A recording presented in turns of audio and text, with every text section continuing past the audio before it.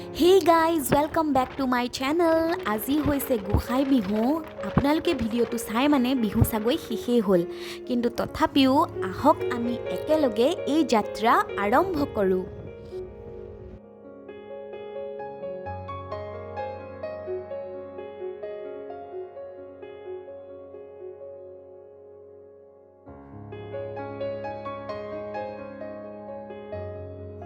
আৰু আমি পোনপ্ৰথমে সোমালোহি আহি নাৰিকলি মন্দিৰত। ইয়াত এটা বহুত ধুনীয়া পৰিৱেশ আছিলে। তেতিয়া প্ৰায় 7টামান বাজিছিল আৰু কোনোৱেই মানুহ নাছিলে।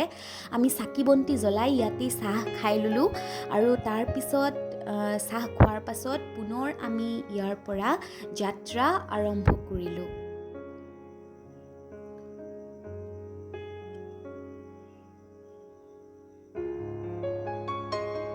আৰু এই যাত্ৰা আছিল আমাৰ কামাখ্যা মন্দিৰলৈ। আৰু আমি কামাখ্যা মন্দিৰ পাওঁ আৰু অলপ সময় পিছতেই আমি কামাখ্যা মন্দিৰ পাম। আৰু এয়া আমি পালোহি কামাখ্যা মন্দিৰ। আৰু কামাখ্যা মন্দিৰ পাওঁতে আমাৰ প্ৰায় 9টা বাজিছিল আৰু ইয়াত ইমানেই ভিৰ আছিলে, আমাৰ খুব ভয় লাগিছিল। আমি ভাবিছিলোঁ যে আমি আজি দৰ্শন কৰিব নাপাম নেকি, কিন্তু মায়ে যদি ইচ্ছা কৰে তেতিয়াহ'লে সকলো সম্ভৱ। আমি এজন পাণ্ডা লগ পালোঁ আৰু তেখেতেই আমাক সকলোখিনি সহায় কৰি দিলে আৰু আমি অতি সোনকালেই মাৰ দৰ্শন কৰিবলৈ পালোঁ। আৰু এয়া আমি শাৰী পাতি আছোঁ মাৰ দৰ্শনৰ বাবে।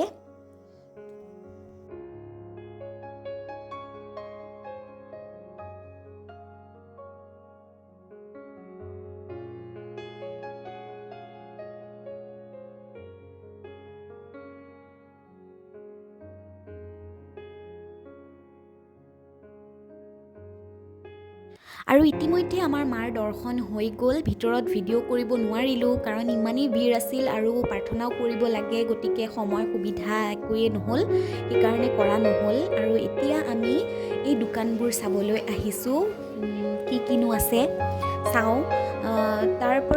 ইয়াৰ পৰা বাৰু দুই এপদ বস্তু নোলোৱা নহয়, সৰু কেইটামান বস্তু কিনিলোঁ। আৰু দোকানবোৰ এনেই চাবলৈ বহুত ধুনীয়া লাগে কাৰণ ইমান ৰং বিৰংগী মানে বস্তু আছে, সঁচাকৈ চাই থাকিয়ে ভাল লাগে, কিনিলেও নিকিনিলেও। আৰু ইয়াৰ ছাগলীবোৰ বহুত ডাঙৰ ডাঙৰ, সঁচাকৈ দেই।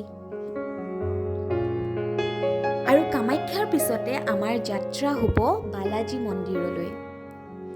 আৰু এয়া আমি উপস্থিত হ'লোহি বালাজী মন্দিৰত।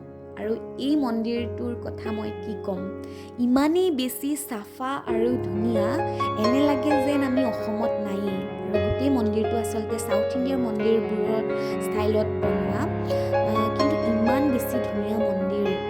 কিন্তু ইয়াৰ এটা বিশেষত্ব আছে, গোটেই মন্দিৰটোৰ ভিতৰত কোনো ধৰণৰ কেমেৰা ব্যৱহাৰ কৰিব নোৱাৰি। আমি অলৰেডি গণেশ মন্দিৰটোত সোমাই আহিলোঁ, তাত সেৱালৈ আহিলোঁ, কিন্তু তাত কেমেৰা ব্যৱহাৰ কৰিব নোৱাৰি।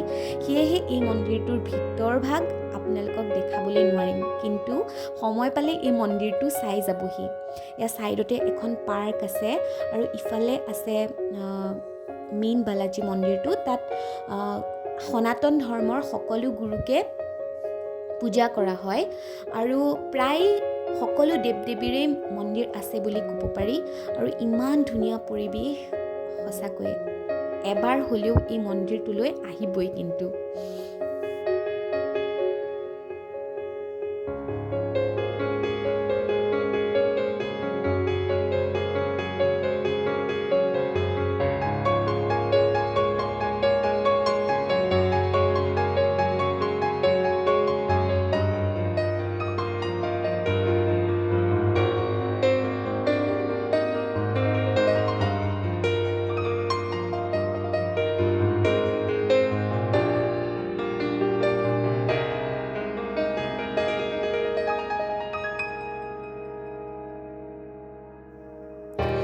আৰু বালাজী মন্দিৰৰ পিছৰ যাত্ৰা হ'ব আমাৰ শ্ৰী শ্ৰী দৌল গোবিন্দ মন্দিৰলৈ। আৰু ইতিমধ্যে আমি উপস্থিত হ'লোঁ মহাপ্ৰভু শ্ৰী শ্ৰী দৌল গোবিন্দ মন্দিৰত।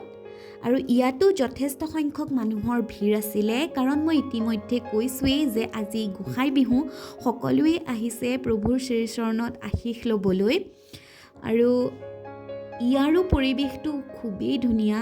আচলতে প্ৰত্যেকটো মন্দিৰ বা নামঘৰৰ পৰিৱেশবোৰ ইমানেই ধুনীয়া থাকে যে আপোনাৰ প্ৰত্যেকটো মন্দিৰ বা নামঘৰলৈ গ'লেই আমি মানসিক শক্তি লাভ কৰোঁ। সকলোৱে আচলতে এনেকুৱা অনুভৱ কৰে।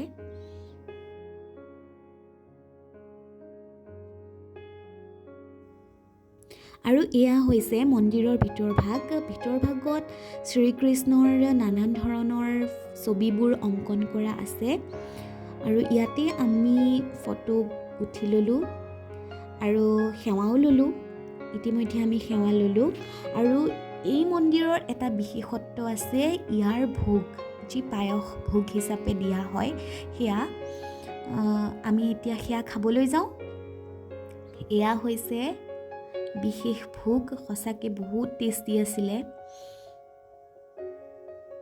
আৰু ইয়াৰ পাছৰ যাত্ৰা হ'ব আমাৰ দীৰ্ঘেশ্বৰী মন্দিৰলৈ বুলি।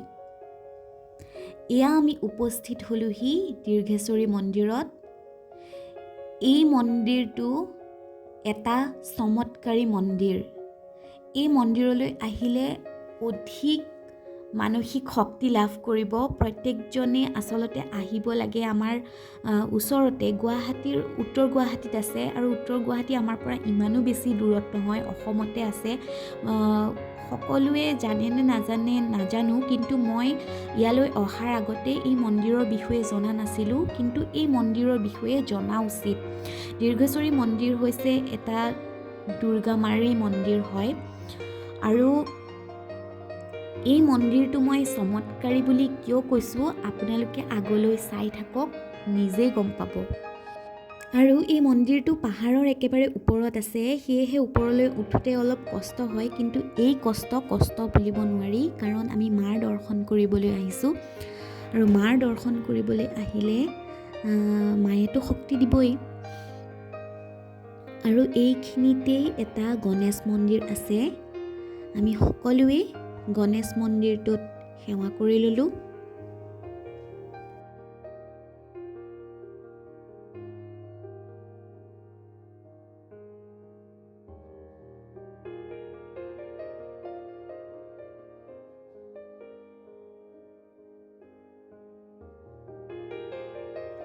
আৰু তললৈ নামি যাব পৰা এইফালেও এটা ৰাস্তা আছে, কিন্তু আমিতো আহিছোঁহে, গতিকে আকৌ ওপৰলৈ আহিলোঁ। আৰু এইখিনিতে এটা হনুমান মন্দিৰো আছে, আৰু হনুমান মন্দিৰটোৰ কাষতেই বহুত বান্দৰ। হনুমান মন্দিৰৰ ওপৰতেই কেনেকৈ বান্দৰবোৰ শুই আছিল, দেখিলে ভাল লাগিছিল। আৰু এতিয়া আমি মেইন মন্দিৰ ভাগত সোমাবলৈ গৈ আছোঁ।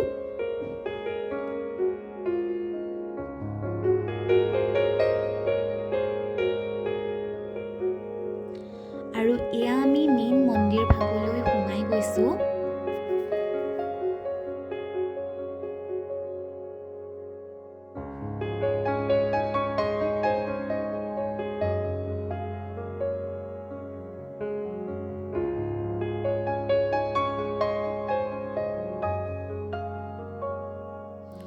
আৰু মই যে কৈছিলোঁ আপোনালোকক চমৎকাৰী বুলি, ইয়াতে আপোনালোকে দেখিবলৈ পাব মা দুৰ্গাৰ পদযুগল ইয়াতে আছে।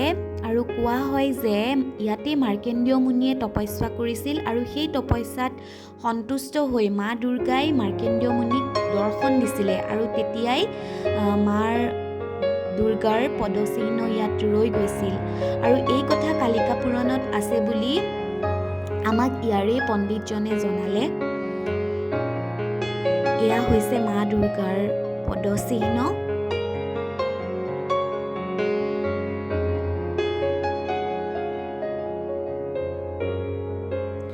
আৰু ইয়াৰ যিটো মেইন মন্দিৰ আছে, সেই মেইন মন্দিৰটো বহুত বেছি আন্ধাৰ হয়। আৰু আপোনালোকে গম পাইছে যে এতিয়া দুপৰীয়াৰ সময়, কিন্তু সেই তাৰ ভিতৰখন ইমানেই বেছি আন্ধাৰ আছিলে, এনে লাগিছিল যেন আন্ধাৰখিনিয়ে মাটিৰ চাকিৰ পোহৰখিনিও খাই পেলাইছে। আৰু আমাক জানিবলৈ দিলে যে ইয়াতেই পাৰ্বতী মাৰ লেফ্ট থাই, বাওঁ ভৰিৰ অংশ পৰিছিল বুলি আমাক জনালে। আৰু আমি এদিনতেই মা পাৰ্বতীৰ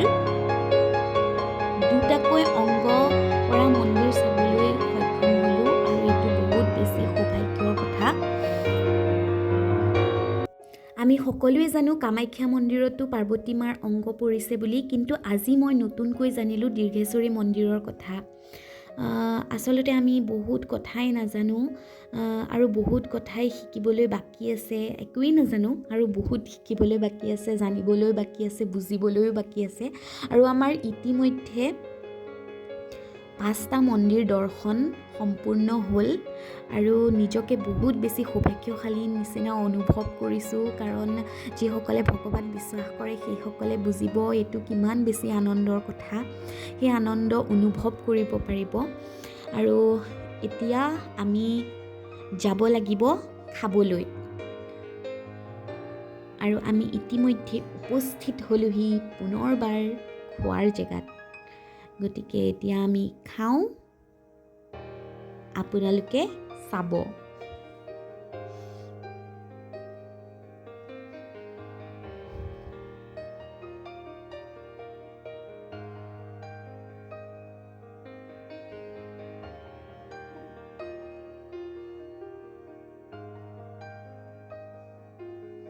আৰু এটা কথা, এতিয়াও যদি আপোনালোকে মোৰ চেনেলটো ছাবস্ক্ৰাইব কৰা নাই আৰু ছাবস্ক্ৰাইব কৰি দিব।